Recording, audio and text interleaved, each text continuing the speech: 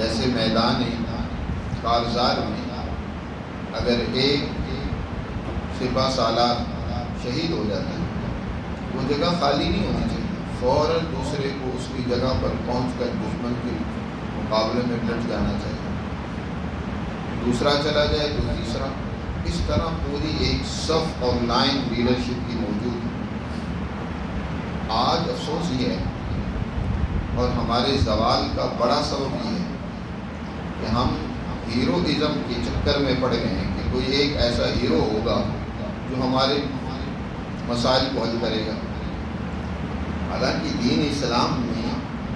جماعت کی بات کی گئی ہے ہمیشہ، کہ ایک فرد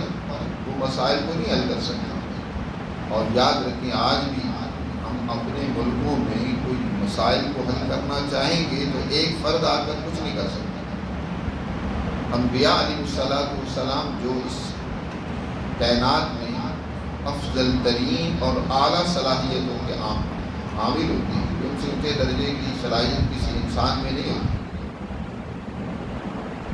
ان میں بھی وہی انبیاء دنیا میں کامیاب ہوئے ہیں جنہوں نے اپنی وہ ایک منظم مربوط جماعت اور ٹیم تیار کر لی۔ جس پیغمبر نے جس درجے کی وہ جماعت تیار کر لی وہ دنیا میں اس درجے کا کامیاب ہوا۔ نبی کریم صلی اللہ علیہ وسلم تمام انبیاء میں سے دنیا کے اندر اس لیے اعلیٰ درجے کی کامیابی سے کنار ہوئے ہیں کہ حضور صلی اللہ علیہ وسلم نے جیسے ایک منظم مربوط تربیت یافتہ ٹیم تیار کی، ویسی کوئی پیغمبر تیار نہیں کر سکے۔ یہی وجہ ہے کہ آپ کی دنیا سے جانے کے باوجود آپ کی وہ ٹیم آپ کے اس مشن کو، نظریے کو قائم رکھی ہوئی ہے۔ یہ نہیں ہوا کہ حضور کے جانے کے بعد اس میں کوئی خلل پڑ گیا، اس میں کوئی کمی باقی ہوگی، بلکہ اگلے درجے میں اس کو بڑھایا ہے۔ حضور صلی اللہ علیہ وسلم نے اگر اپنی زندگی میں قومی سطح پر دین کو غالب کی ہے، آگے بین الاقوامی سطح پر اس دین کو غالب کرنے کے لیے خلفائے راشدین کا کردار ہے۔ حضرت عمر فاروق رضی اللہ تعالیٰ عنہ کے دور میں کیسر و کسریٰ کی طاقتیں قوتیں ٹوٹتی ہیں اور دین کا ایک نظام قائم ہوتا ہے ان ملکوں میں۔ حضرت ابوبکر نے اس وقت جو ایک رد انقلاب کے طور پر کچھ قوتیں اس جزیرہ عرب میں موجود تھیں، جو در حقیقت حضور کے وصال کے بعد اسی ذہنیت اور سوچ کے تحت دوبارہ چاہتی تھی کہ ہم اپنی مرضی کی زندگی گزاریں، جنہوں نے کچھ ارتداد کا راستہ اختیار کیا، تو ابوبکر نے سب سے پہلے ان سے نمٹا، اور پھر اس کے بعد دوسرے درجے میں حضور کی اسی مشن کو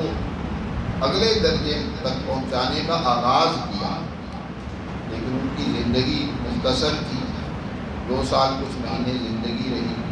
خلافت کا زمانہ ہے۔ اس کے بعد عمر فاروق رضی اللہ تعالیٰ عنہ نے جس کی بنیاد سب سے پہلے حضور نے قائم کی، پھر حضرت ابوبکر نے اس کو مضبوط کیا، حضرت عمر نے اس کو آگے مزید قائم کیا، پھیلایا، حضرت عمر کے بعد حضرت عثمان نے، پھر اسی طرح آگے حضرت علی اور حضرت معاویہ، بنو امیہ کا دور ہے، پھر بنو امیہ کے بعد بنو عباس نے، بنو عباس کے بعد ترکوں نے، اور پھر مغلوں نے دنیا بھر میں اللہ کے دین کو اسی طرح سے قائم کیا۔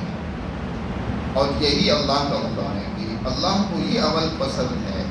کہ تم اس کے راستے میں فی سبیلہ، اللہ کے راستے کا مطلب اللہ کی دین کے غلبے کے لیے تم منظم انداز سے ایک جماعت کی صورت میں کہ وہ پوری جماعت ایک دشمن کا مقابلہ کرے گی، اللہ کو عمل بہت پسند ہے۔ اس حوالے سے پہلے انبیاء علیہ السلام میں سے 2 پیغمبروں کا یہاں قرآن نے تذکرہ کیا ہے کہ ان کی جدوجہد کو بھی بطور نمونے اور مثال کے سامنے رکھا۔ حضرت موسیٰ علیہ السلام نے جب اپنی قوم سے کہا، یا قوم لم تؤذوننی، اے میری قوم مجھے کیوں تکلیف دیتے، وقد تعلمون انی رسول اللہ الیکم، اور یقیناً تم جانتے ہو کہ بے شک میں اللہ کا رسول بن کر تمہاری طرف آیا ہوں، میں تمہاری طرف اللہ کا نمائندہ اور رسول ہوں، تم یہ جانتے بھی ہو، پھر بھی مجھے تکلیف دیتے ہو۔ اب یہ کوئی تکلیف پیغمبر کی ذاتی نہیں ہوتی، پیغمبر کو سب سے زیادہ تکلیف اس کے مشن میں اس کا ساتھ نہ دینے کی ہوتی ہے۔ جس مشن، جس مقصد اور کاز کے لیے دنیا میں پیغمبر تشریف لاتے ہیں اور ان کی زندگی کا اوڑھنا بچھونا وہی کاز ہوتا ہے، وہی مقصد ہوتا ہے، اسی کے تحت ہی ان کی ساری زندگی، اس کی ساری تگ و دو وہ اسی کے تحت گزرتے ہیں۔ یہاں پیغمبر کو جو تکلیف دی جا رہی ہے نا، کہ وہ شکایت کر رہے ہیں اپنی قوم سے کہ تم مجھے کیوں تکلیف دے رہے ہو، کہ پیغمبر کہہ رہے ہیں کہ جاؤ دشمن کے علاقے کو فتح کریں، تیار ہو جائے، لیکن قوم کہتی ہے کہ نہیں، اذهب انت وربك فقاتلا انا هاهنا قاعدون، تم اور تمہارا خدا جا کر دشمنوں سے لڑ لیں، ہم تو یہاں بیٹھے ہیں۔ ہاں ٹھیک ہے، جب تم فتح حاصل کر لو گے تم آ جاؤ۔ اور اللہ کا قانون ایک دو فرد سے فتح دینے کا تو نہیں ہے، وہ تو پوری ٹیم اور جماعت جب اس مشن کے لیے مربوط اور منظم انداز سے جدوجہد کرے گی تو فتح ملے گی۔ اللہ کا قانون تو یہ ہے، قانون الہی میں تبدیلی تو نہیں آ سکتی۔ اب قوم بات نہیں مان رہی۔ اسی طرح موسیٰ علیہ السلام نے دو اشخاص کا انتخاب کیا کہ جاؤ دشمن کے علاقے میں جاسوسی کر کے آؤ، ان کے حالات معلوم کر کے آؤ۔ انہوں نے انکار کر دیا۔ حضرت موسیٰ علیہ السلام نے ان کی جگہ پر جو اور افراد کو تیار کیا، جن میں یوشع بن نون ان کی خاص تربیت یافتہ تھی اور ساتھ وہ دشمن کے علاقے میں گئے۔ اب وہ تو جاسوسی کرنے کے لیے چلے گئے، جن دو پہلوں کو کھڑا کیا تھا انہوں نے پروپیگنڈا کرنا شروع کر دیا موسیٰ علیہ السلام کے خلاف۔ موسیٰ علیہ السلام در حقیقت ہم سے دشمنی رکھتے تھے، ہمیں دشمن سے مروانا چاہتے تھے، اس لیے ہمیں بھیج رہے تھے، مقصد ان کا ہمیں مروانا تھا۔ لیکن جب دوسرے دو پوری کامیابی کے ساتھ دشمن کے حالات معلوم کر کے واپس آتے ہیں تو اب ان کا پروپیگنڈا دم توڑ جاتا ہے کہ مروانا ہی ہوتا تو پھر یہ ان کو بھی مروا دیتے، یہ تو نہیں مرے، یہ تو زندہ سلامت واپس آ گئے اپنے مشن کو پورا کر کے۔ اس طرح کی تکلیفیں موسیٰ علیہ السلام کو اپنی قوم سے دیکھنی پڑی کہ جب انہیں کوئی کام کہا جاتا ہے تو کام تو کرتے نہیں ہیں، الٹا پروپیگنڈا کرتے ہیں، پیغمبر پر بھی الزام تراشیاں کرتے ہیں۔ حضرت موسیٰ علیہ السلام آنکھوں کے سامنے قوم کو دکھلایا اللہ کی قدرت اور اس کی مدد کیسے اس قوم کے ساتھ ہے، سامنے آنکھوں سے دیکھا کہ فرعون غرق ہوا اور اللہ نے ان کو کس قدر سلامتی سے دریا سے گزار دیا، لیکن جو ہی دریا عبور کیا تو کیا کہتے ہیں، اجعل لنا آلہۃ، ہمارے لیے ایسا ہی خدا بناؤ، کما لہم آلہۃ، جیسے ان کا خدا ہے، ہمارا بھی ایسی کوئی آلہہ ہونا چاہیے، خدا ہونا چاہیے۔ تو اس قوم کی حالت کو یہاں بیان کر کے مسلمان جماعت کو کہا جا رہا ہے کہ تم ویسا نہ بننا جیسے کہ موسیٰ علیہ السلام کی قوم نے موسیٰ علیہ السلام کے ساتھ کیا، کہ انہوں نے اپنے پیغمبر کی تعلیمات کو پس پش ڈالا۔ نبی کریم صلی اللہ علیہ وسلم کی تربیت یافتہ جماعت ہے، اور اس طرح تربیت یافتہ جماعت پر لازم ہے کہ وہ منظم اور مربوط انداز میں رسول اللہ صلی اللہ علیہ وسلم کی تعلیمات کو لے کر آگے بڑھیں اور دنیا پر ان تعلیمات کو غالب کریں، کیونکہ مقصد غلبہ دین ہے، جو اسی سورہ مبارکہ میں قرآن نے آگے واضح کیا ہے کہ هو الذی ارسل رسولہ بالہدی ودین الحق لیظہرہ علی الدین کلہ، اللہ نے اپنے رسول کو ہدایت اور سچا دین دے کر بھیجا ہے تاکہ اس کو لیظہرہ علی الدین کلہ، تمام دینوں پر غالب کر دیا جائے۔ دنیا کے تمام سسٹم اور نظام ہائے زندگی وہ انسانیت کے لیے فطرتی طور پر نہیں ہے، وہ غلط ہے، وہ فرسودہ ہے، وہ انسانیت کو تباہ کرنے والے ہیں۔ اگر انسانیت کے لیے کوئی فطرتی ان کا نظام زندگی ہے جس کے تحت وہ زندگی گزارے تو نہ صرف دنیا ہی کی زندگی میں بلکہ اگلے جہان میں بھی کامیاب ہوں گے۔ جو دین اسلام ہے وہ سچا پیغام ہے جو نبی پاک صلی اللہ علیہ وسلم کو دے کر بھیجا ہے، اور کس لیے بھیجا ہے؟ تاکہ اس کو باطل تمام نظاموں پر غالب کرنا ہے۔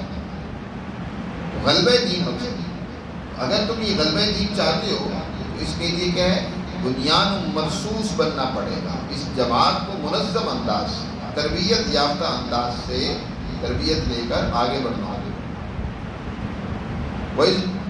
آگے اللہ تعالیٰ نے مزید ذکر کیا حضرت عیسیٰ علیہ السلام کا، وَإِذْ قَالَ عِيسَى ابْنُ مَرْيَمَ، اور اس واقعے کو بھی یاد کرو کہ جب عیسیٰ ابن مریم نے کہا، یا بنی اسرائیل، اے بنی اسرائیل، انی رسول اللہ علیکم، میں تمہاری طرف اللہ کا رسول بن کر آیا ہوں۔ جیسے موسیٰ علیہ السلام نے کہا تھا، موسیٰ علیہ السلام کے بعد عیسیٰ علیہ السلام ایک اولو العزم پیغمبر ہیں۔ موسیٰ علیہ السلام کے بعد اور بھی انبیاء آئے، لیکن جو درجہ حضرت عیسیٰ علیہ السلام کا ہے وہ دیگر انبیاء کا نہیں ہے، اس لیے یہاں خاص طور پر عیسیٰ علیہ السلام کا تذکرہ کیا ہے۔ اور عیسیٰ علیہ السلام کا تذکرہ اس لیے بھی کیا ہے کہ عیسیٰ علیہ السلام نے اللہ کی اس دین کے غلبے کے لیے جس شخصیت نے بعد میں آنا تھا اور کردار ادا کرنا تھا، اس کی خاص طور پر پیشین گوئی کی، اس کا قرآن نے یہاں ذکر کیا ہے، اور وہ نبی کریم صلی اللہ علیہ وسلم کی ذات گرامی ہے۔ عیسیٰ علیہ السلام کا یہاں ذکر کیا کہ وہ کہتے ہیں بنی اسرائیل کو، انی رسول اللہ علیکم۔ پہلی بات تو یہ ہے، تین باتیں کہیں حضرت عیسیٰ علیہ السلام۔ پہلی بات یہ کہ انی رسول اللہ علیکم، میں تمہاری طرف اللہ کا رسول بن کر آیا ہوں، میں اللہ کا نمائندہ ہوں، اللہ کا فرستادہ ہوں، اس لیے میری بات سنو۔ میری بات اللہ کی بات ہے۔ جو کسی قوم کی طرف سے، کسی حکومت کی طرف سے سفیر ہوتا ہے تو اس سفیر کی بات اس حکومت کی بات ہوتی ہے، تو رسول کی بات وہ رسول کی بات نہیں ہوتی، وہ اللہ کی بات ہوتی ہے۔ تو اس لیے حضرت عیسیٰ علیہ السلام بھی یہ بات کہتے ہیں کہ میں تمہاری طرف اللہ کا رسول بن کر آیا ہوں، مصدقا لما بین یدی من التوراۃ۔ اور دوسری بات یہ ہے کہ میں اپنے سے پہلی تعلیم تورات کی تصدیق کرتا ہوں، تائید کرتا ہوں۔ یہ بات بھی یاد رکھیں کہ تمام انبیاء علیہ السلام کیونکہ اللہ کے نمائندے ہوتے ہیں دنیا میں انسانیت کی رہنمائی اور ہدایت کے لیے، اس لیے کوئی نبی دوسرے نبی کی تردید نہیں کرتا، ہر نبی دوسرے نبی کی تصدیق کرتا ہے، اس کی جد و جہد کو سراہتا ہے کہ انہوں نے اپنے دور میں انسانیت کی صحیح رہنمائی کی۔ انبیاء علیہ السلام کی جد و جہد کا ایک تسلسل ہوتا ہے کہ ایک نبی نے ایک دور میں ایک کام کیا، آگے بعد میں آنے والے نبی نے اس جد و جہد کو مزید آگے بڑھایا، کوئی خرابی، کمزوری، کوتاہی پیدا ہو گئی درمیان کے زمانہ میں تو اس کو وہ ٹھیک کر دیں، اور پہلے نبی کی مثالوں سے اس قوم کو سمجھا دیں، کیونکہ پہلے پیغمبر کا کچھ نہ کچھ ذکر اور عزت و عظمت اور مقام و مرتبہ لوگوں میں ہوتا ہے، تو وہ پیغمبر بعد میں آنے والا اس پہلے پیغمبر کی تردید نہیں کرتا بلکہ اس کی تصدیق کرتا ہے، اس کی تائید کرتا ہے۔ جیسے عیسیٰ علیہ السلام کہہ رہے ہیں کہ میں اپنے سے پہلی تعلیم تورات کی جو موسیٰ علیہ السلام پر اتری ہے میں اس کی تائید کرتا ہوں۔ اور پھر ایک اور بات جہاں سمجھنے کی ہے جس کی وجہ سے بہت زیادہ خرابیاں پیدا ہوئی ہیں نہ سمجھنے سے، عام طور پر ہر پیغمبر نے پہلے انبیاء علیہ السلام کی تعلیمات کا تذکرہ کیا، اور اصل چیز جو ہوتی ہے وہ تعلیم ہوتی ہے جو اللہ کی طرف سے اس پیغمبر کو دی جاتی ہے، کہ قانون اصل ہوتا ہے۔ انبیاء وہ اس قانون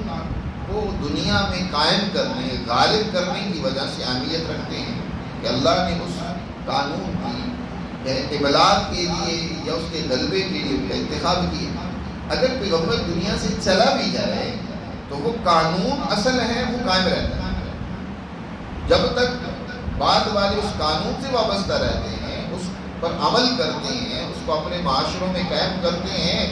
تو پیغمبر کے راستے پر ہوتے ہیں، ان کی بھی عزت ہوتی ہے۔ نبی کریم صلی اللہ علیہ وسلم کی وصال پر بعض صحابہ میں بڑی بے چینی پیدا ہوئی ہے۔ حضرت عمر فاروق رضی اللہ تعالیٰ عنہ تو اس قدر جذباتی ہو گئے کہ ننگی تلوار کو کھینچ لی اور کہا کہ جو یہ کہے گا کہ محمد صلی اللہ علیہ وسلم فوت ہو گئے ہیں تو میں اس کی گردن اڑا دیتا تھا۔ حضرت بکر صدیق رضی اللہ تعالیٰ عنہ، جن کی حضور صلی اللہ علیہ وسلم نے خاص تربیت کی تھی، اس موقع پر باوجود اس کے کہ انتہائی نرم دل ہیں، لیکن استقامت، اللہ نے کیونکہ اگلے دور میں کام لینا تھا ان سے، استقامت ان میں موجود ہے۔ آئے حضور صلی اللہ علیہ وسلم کے پیشانی کا بوسہ لیا اور کہا کہ اللہ کے رسول، میرے ماں باپ آپ پر قربان ہوں کہ اللہ نے آپ کے لیے دو موتیں نہیں رکھی، اب ایک موت تو سب کے لیے وہ اب آپ پر آ چکی ہے، دوبارہ آپ پر موت نہیں آئے۔ اس کے بعد صحابہ کرام کو مخاطب کر کے انہوں نے جو اس وقت تقریر کی اور عمر کو بھی کہا ٹھہر جاؤ، سکون سے میری بات سنو۔ قرآن مقدس کی آیات پڑھی،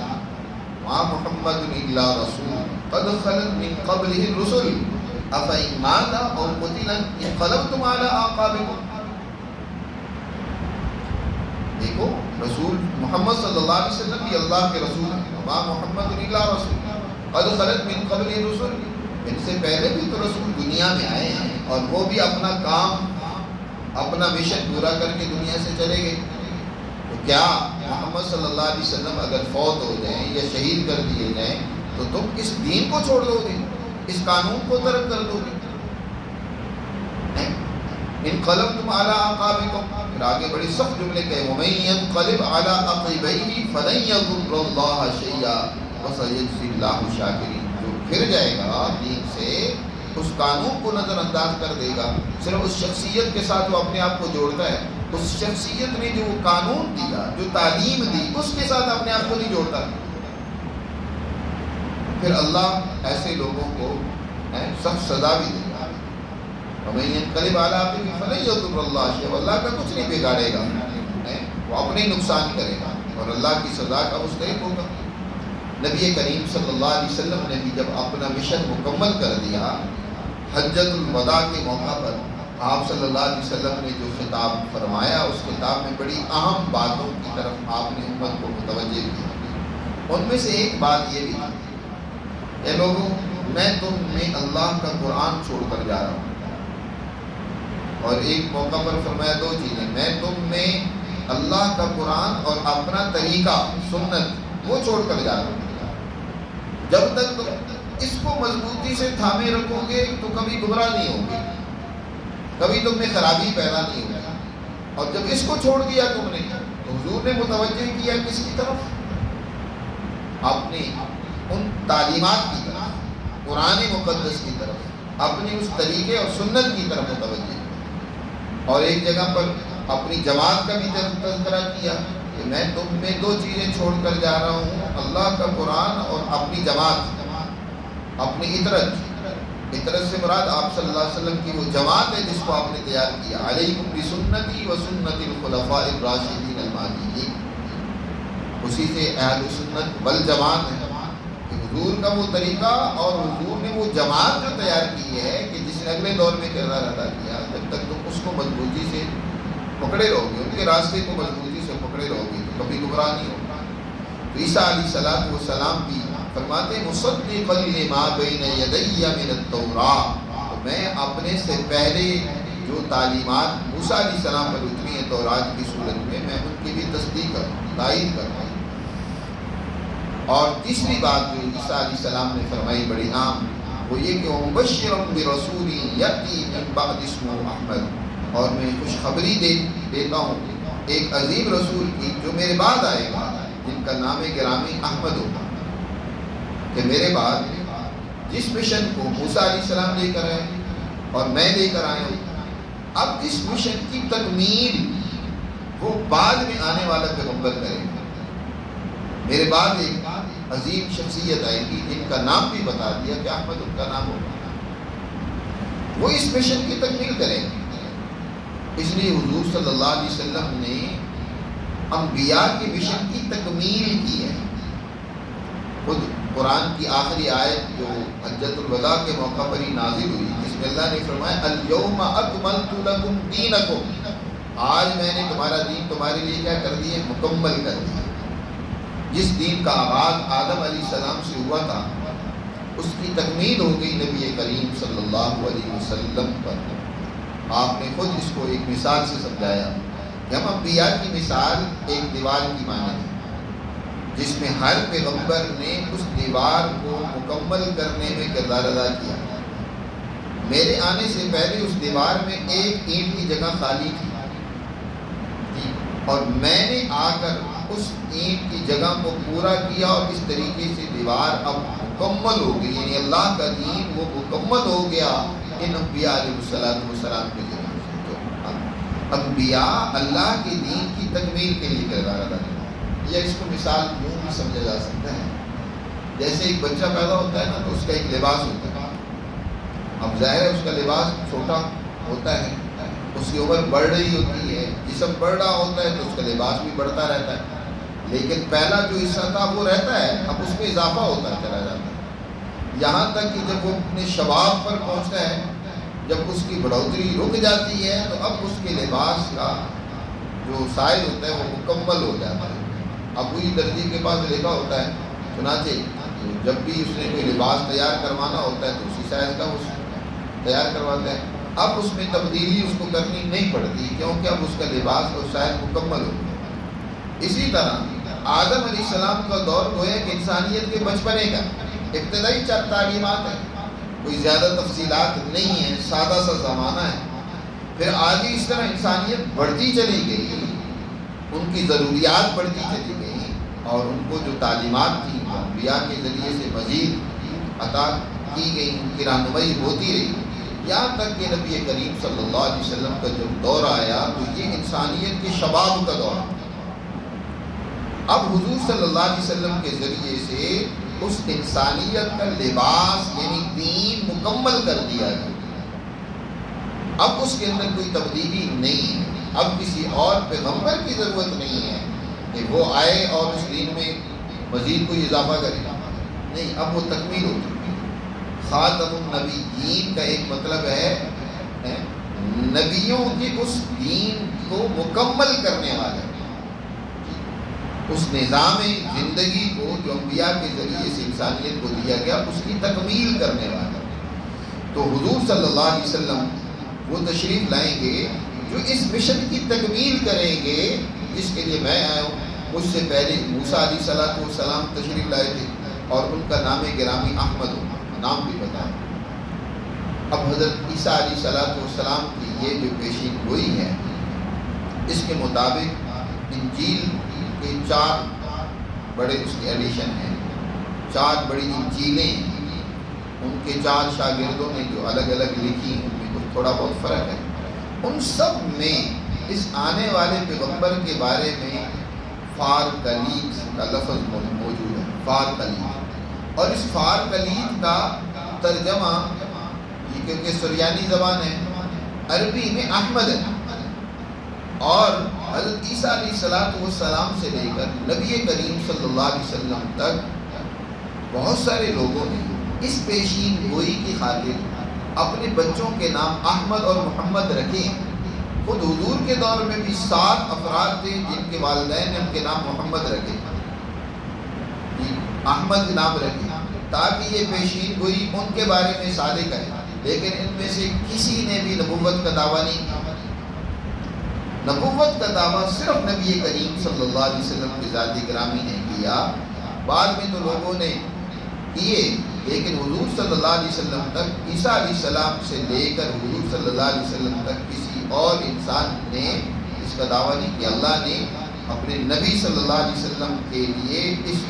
اس معاملے کو محفوظ رکھا تاکہ لوگوں کو کسی قسم کا اشتباہ نہ ہو، اور حضور صلی اللہ علیہ وسلم کی وہ ساری صفات جو تورات میں، انجیل میں پہلے انبیاء علیہ السلام کے اپنے شاگردوں اور حواریوں کو تعلیم دیتے ہوئے جو وہ بیان کی، وہ سب کی سب حضور صلی اللہ علیہ وسلم پر صادق آئی۔ اس میں بھی پہلے اہل کتاب نے جو اس دور کے پیغمبروں کے جو براہ راست تربیت یافتہ ہوتے ہیں، وہ تو یقیناً ان پر صحیح عمل کرتے ہیں اور لوگوں کو آگے تربیت دیتے رہے، لیکن بعد میں قرآن نے خود فرمایا نا فَخَلَفَ مِن بَعْدِهِمْ خَلْفٌ أَضَاعُوا الصَّلَاةَ وَاتَّبَعُوا الشَّهَوَاتِ، بعد میں ایسے ناخلف پیدا ہوتے ہیں کچھ زمانہ گزرنے کے بعد جو خواہشات کی پیروی کرتے ہیں، اور نماز کے نظام کو خراب کر دیں، دین کے نظام کو خراب کر دیں۔ اسی طرح بنی اسرائیل میں، یہودیوں میں اور عیسائیوں میں ایسے ناخلف ان کے ورثاء اور جانشین پیدا ہوئے، اہل علم، جنہوں نے تورات میں بھی، انجیل میں بھی بڑی تعریفات کی۔ خود قرآن نے اس کا تذکرہ کیا ہے کہ انہوں نے بڑی تعریفات کی۔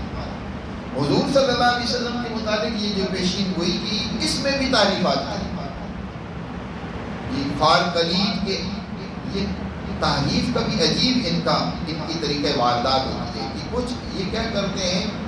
نقطے بدل دیے، کچھ نہ کچھ تھوڑی بہت حروف میں تبدیلی کر دی ہے،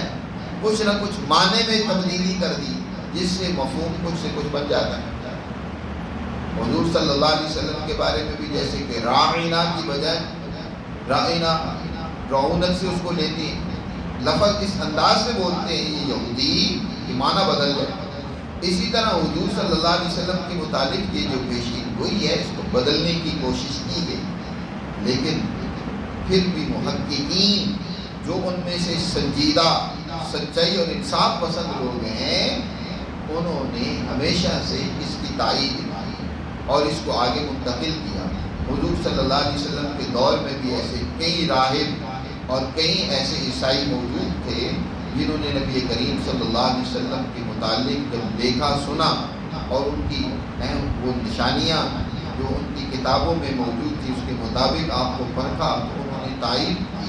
اس بات کی کہ یہ وہی پیغمبر ہیں جن کی پیشین گوئی حضرت عیسیٰ علیہ السلام فرماتا ہے، جن کے متعلق ہماری پہلی کتابوں میں تذکرہ ہو۔ خود حضور صلی اللہ علیہ وسلم نے نبوت سے قبل جو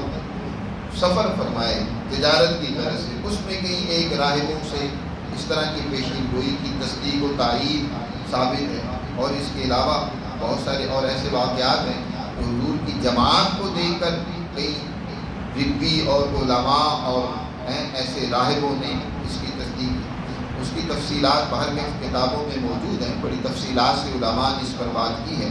وہاں پڑھی جا سکتی ہے۔ یہاں حضرت عیسیٰ علیہ السلام اس آنے والی پیغمبر شخصیت کے بارے میں، یعنی حضور صلی اللہ علیہ وسلم کے بارے میں اپنی امت کو بشارت دے رہے ہیں کہ میرے اس مشن کو اب وہ آنے والی شخصیت جو بہت بلند ترین شخصیت ہوگی وہ اس کو پورا کرے گی، ان کا نام گرامی بھی احمد ہوگا۔ اور فلما جاءہم بالبینات، جب ان کے پاس واضح تعلیمات کے ساتھ وہ اللہ کے پیغمبر آ گئے، یہ یہودی بجائے نبی پاک صلی اللہ علیہ وسلم پر ایمان لے آتے کیا کہتے ہیں، ھذا سحر مبین، یہ تو جادو، یہ جو کھلا جادو ہے، یہ جو باتیں کر رہے ہیں کہ اب اس دین کو پوری دنیا پر غالب کرنا ہے، حضور صلی اللہ علیہ وسلم کا یہ مشن ہے، یہ تو پھر جادو کے زور سے ہو سکتا ہے، ایسے کیسے ہو سکتا ہے، یہ تو ممکن نہیں۔ حضور صلی اللہ علیہ وسلم کی باتوں کو جادوگری پر، انہونے پر معمول کرنا، پہلے حالانکہ انتظار کر رہے ہیں، یہودیوں کے ہاں انتظار موجود تھا، عیسائیوں کے ہاں انتظار موجود تھا حضور صلی اللہ علیہ وسلم کے آنے کا، لیکن جب حضور تشریف لے آئے تو حضور صلی اللہ علیہ وسلم کی تعلیمات کو جادوگری کرنا شروع کر دیا۔ یہ جادوگری ہی ہو سکتی ہے، مگر ایسے کیسے ہو سکتا ہے کہ اب دنیا پر اس نظام زندگی کو غالب کیا جا سکے، یہ نہیں ہو سکتا۔ جیسے کہ آج مسلمان مایوس ہوا بیٹھا ہے، وہ کہتا ہے کہ کچھ نہیں ہو سکتا، یہ تو کوئی آئیں گے، مسیح علیہ السلام آئیں گے تو وہی آ کر کریں گے،